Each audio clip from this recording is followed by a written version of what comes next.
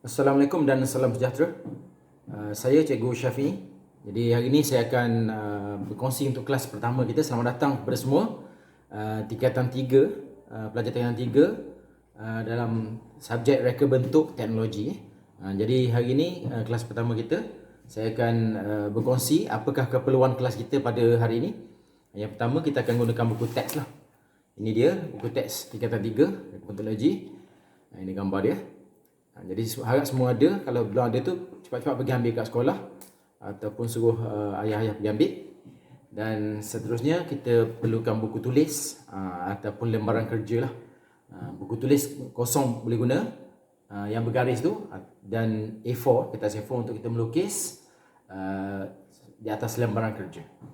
Selain itu lah tulis, pen, pensel, pembaris, pensel warna untuk RBT jangka lukis, alat-alat geometri dan sebagainya.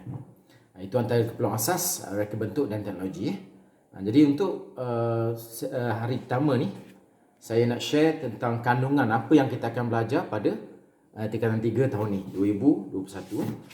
Jadi kalau kita tengok buku teks ni, pada muka surat berapa ni?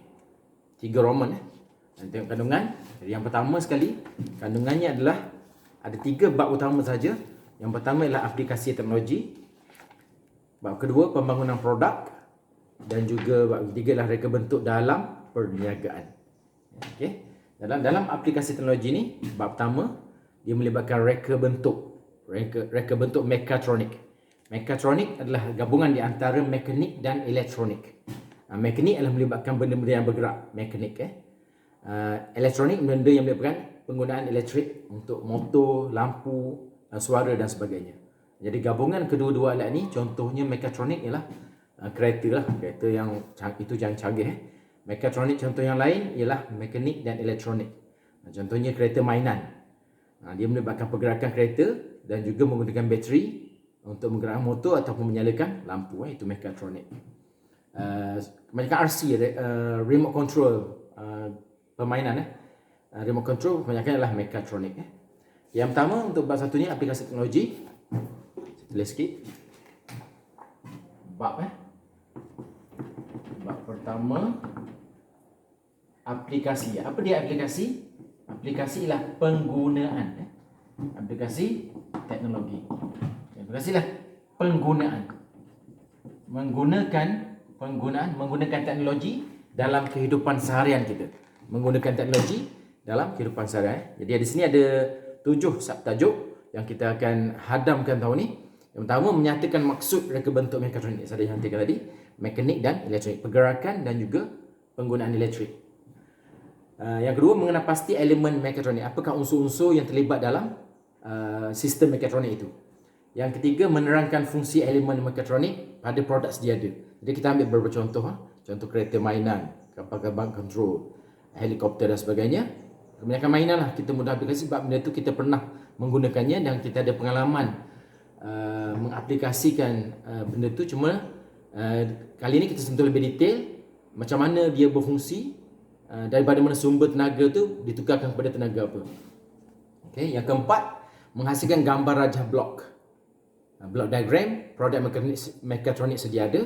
Kita akan lakar, lukis dan labelkan. Yang kelima, menghasilkan lakaran bahagian reka bentuk produk yang akan diubah suai berdasarkan gambar rajah blok yang terlibat. Kita lakar dengan lebih detail sistem ni macam mana dia punya kerja dia. Sistem elektronik, sistem mekanikal macam mana dia punya berfungsi macam mana. Okay, yang keenam, membuat penambahbaikan kepada produk berdasarkan lakaran yang telah dibuat. Kita mungkin ubah suai dari segi, kalau dulu kereta sahaja bergerak. Kali ini mungkin kereta ada sayap, boleh terbang ataupun lebih laju lagi. Bila kita tambah sayap dan sebagainya, kereta itu akan lebih float, lebih ringan dan lebih laju. Itu contoh lah. Yang ketujuh, yang terakhir, membuat penilaian kefungsian produk yang telah diubah suai. Jadi apakah produk itu benar-benar boleh diubah suai mengikut kehendak kita, ataupun ada sebab-sebab lain yang menghalang matlamat kita daripada dicapai. Kita akan bincangkan dalam penilaian. Okey, seperti mana yang saya kongsikan tadi, reka bentuk teknologi ni tingkatan 1, 2 dan 3 ni lebih kepada asas reka cipta dalam tajuk tingkatan 4 dan 5. Asas reka cipta dalam tajuk tingkatan 4 dan 5. Jadi yang seterusnya adalah bab 2. Bab 2 ni adalah pembangunan produk. Produk kita tahu lah hasilan, sama ada produk tu produk baru ataupun produk sedia ada yang kita dah ubah suai. Dalam penghasilan produk ni kita ada 2.1 sampai 2.1.10. Ada 10 subtajuk. Kita tengok satu-satu. Yang pertama, menyatakan produk yang hendak dihasilkan berdasarkan kajian keperluan pelanggan dan project brief. Jadi sebelum kita nak buat produk baru, kita tengok apa masalah yang pelanggan kita ada. Contohnya hari ni pembelajaran online. Apakah masalah ibu bapa? Mungkin internet tak laju. Mungkin keperluan handphone tak cukup, keperluan gadget tak cukup. Itu masalah pengguna hari ni. Jadi apa yang alat yang kita boleh sediakan? Jadi kita tengok ini telco ataupun syarikat gadget cuba menghasilkan produk yang berkualiti ataupun yang boleh menghasilkan internet yang laju, yang boleh menggunakan banyak device dengan harga yang murah, yang boleh semua rakyat beli. Contoh itu contohlah. Jadi kita tengok keperluan pelanggan, barulah kita keluarkan produk tersebut. Yang kedua, mengenal pasti asas teknologi yang sesuai dengan kehendak reka bentuk produk. Mengenal pasti asas teknologi yang sesuai dengan kehendak reka bentuk produk. Jadi kalau produk tu reka bentuk dia terlalu besar, tidak sesuai pula untuk kegunaan dalam rumah. Okay? Kalau kecil sangat, hilang, mudah hilang. Jadi produk tu mungkin sebesar buku ni pun okey, bentuk modem ke, bentuk apa ni, satu peranti ataupun gadget yang boleh menghantar signal, mengambil signal daripada pencawang telco dan menghantar kepada device-device yang lain dalam rumah. Okey. Oh, lampu baru nyala. Ini pun elektronik ni. Lampu saya dah buka lama tadi. Baru nyala. Okey, seterusnya yang ketiga, merancang konsep, elemen dan prinsip reka bentuk yang disetujui dalam bentuk lakaran. Jadi ini lebih kepada reka bentuk, maka dia lebih membincangkan tentang reka bentuk produk. Produk tu mungkin bentuk dia cantik, mesra pengguna, selamat. Itu antara elemen-elemen yang penting. Konsep-konsep dia macam mana? Konsep bentuk bulat ke, ataupun konsep tema dia bentuk yang terkini lah, yang pelanggan suka untuk menggunakannya. Ini dalam bentuk lakaran. Yang keempat, menghasilkan lakaran produk yang hendak dibuat. Kita lakar dulu produk tu, ikut idea kita ataupun idea sedia ada, produk sedia ada, kita ubah suai menggunakan lakaran yang sesuai. Yang kelima, menyediakan jadual kerja. Jadual kerja daripada perancangan masalah, project brief, lakaran produk, itu adalah jadual kerja. Yang keenam, membuat senarai bahan, peralatan dan bajet produk. Jadi sebelum kita buat sesuatu alat ataupun nak menyediakan satu produk, kita mesti ada apakah bahan-bahan yang diperlukan, kertas, besi. Itu unsur elemen yang diperlukan, bahan-bahan, perspek, gam, gunting dan sebagainya. Itu bahan yang diperlukan. Bahan, peralatan dan bajet. Okay. Tengok anggaran kos berapa. Kita tak tahu semua barang-barang berapa kos, jadi kita anggarkan kos dia berapa. Kita pergi bajet. Biasa cari kat DIY lah, ataupun barang hardware lah. Banyak bahan-bahan mentah untuk menghasilkan produk tu banyak dijual kat DIY ataupun kedai hardware.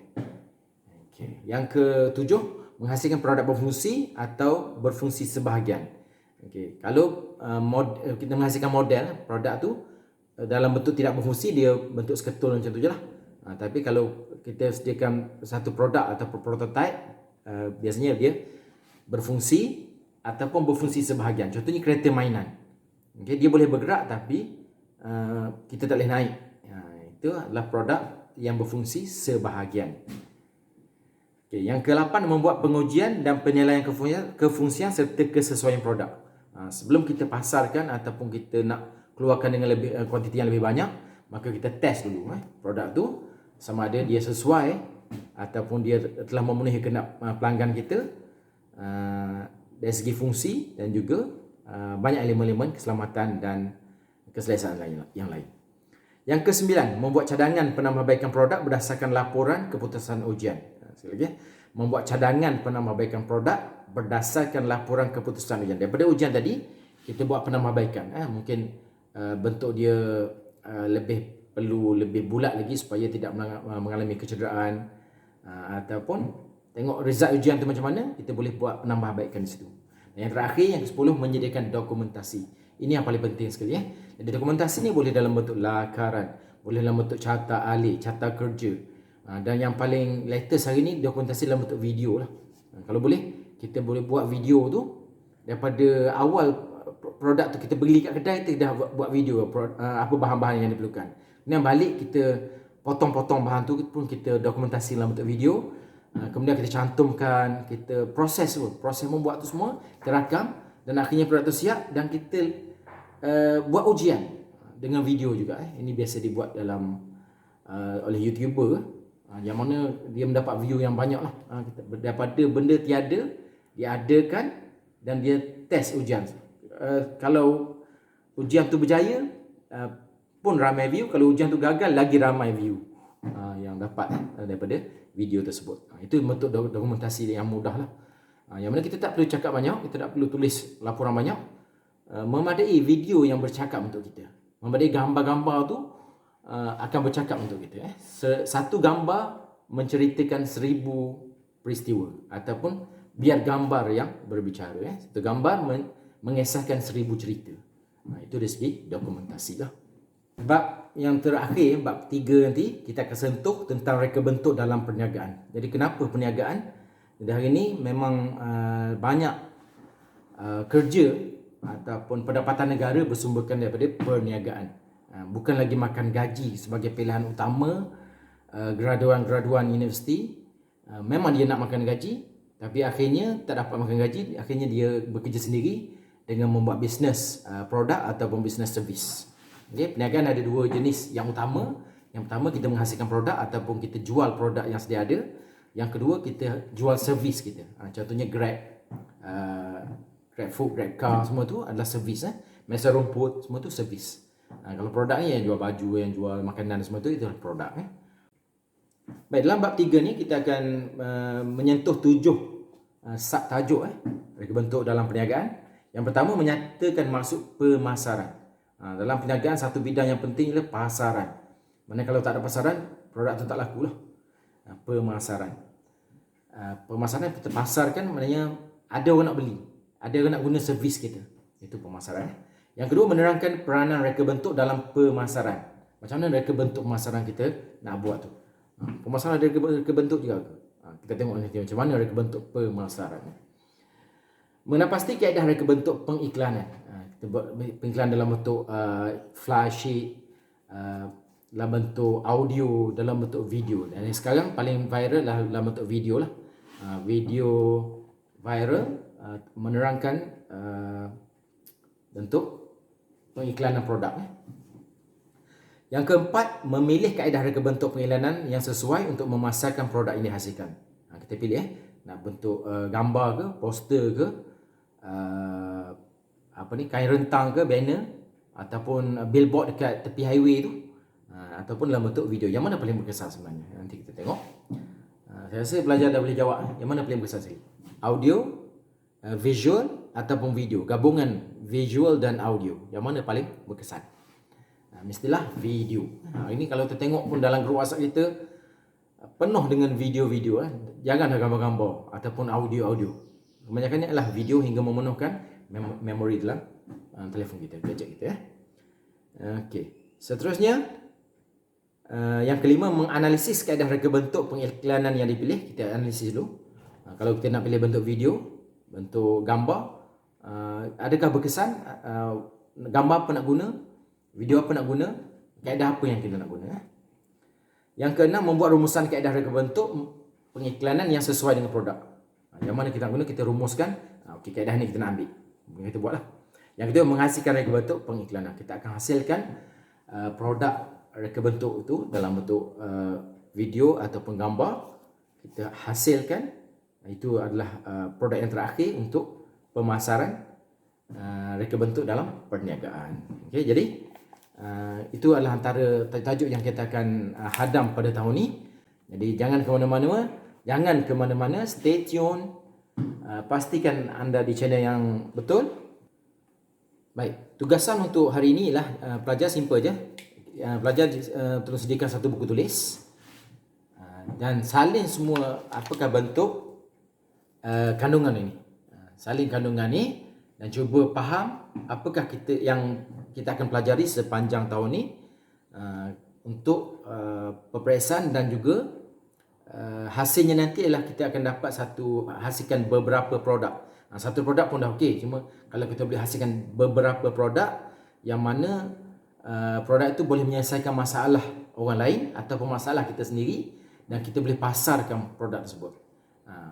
Okey. Keboleh pasarannya ni bukannya maknanya kita jual produk tu. Okey, tapi kita boleh hasilkan, dan mungkin ada syarikat yang akan beli patent, yang beli kita punya idea tu. Produk yang akan kita hasilkan itu mungkin kita tak akan jual, tapi idea tu kita boleh bawa masuk dalam pertandingan, dalam event, inovasi dan sebagainya.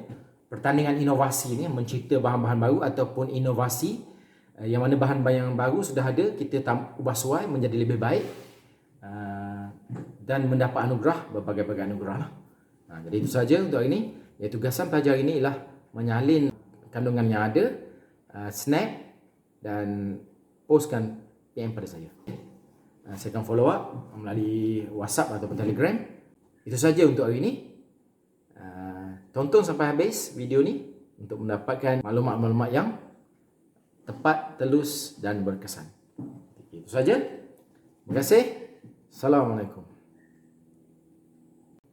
Jangan lupa like, share dan subscribe channel ini untuk saya kongsikan lagi banyak input-input yang berguna dalam reka bentuk teknologi tingkatan 3 pada tahun ini.